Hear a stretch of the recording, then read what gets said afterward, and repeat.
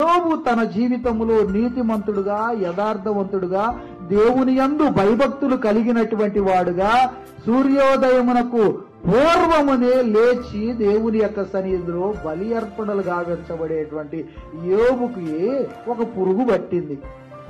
శోధన అనే పురుగు, పరీక్ష అనే పురుగు. ఆయన నిరీక్షణకు ఆధారమగు ఆ యొక్క శోధన పురుగులో ఈయన జయాన్ని పొందాడు. అప్పుడు 17వ అధ్యాయం మొత్తం చదివితే ఆయన యొక్క వేదన మనకి కనపడుతూ ఉంటది. కనుక దాంట్లో జస్ట్ ఒక మాటను నేను జ్ఞాపకం చేస్తాను.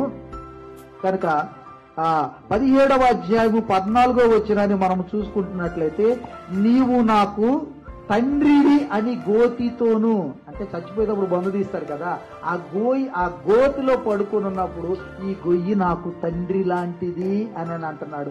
ఆ తర్వాత నీవు నాకు తల్లివనియు చెల్లివని పురుగుతో నేను మనవి చేయుచున్నాను అంటారు.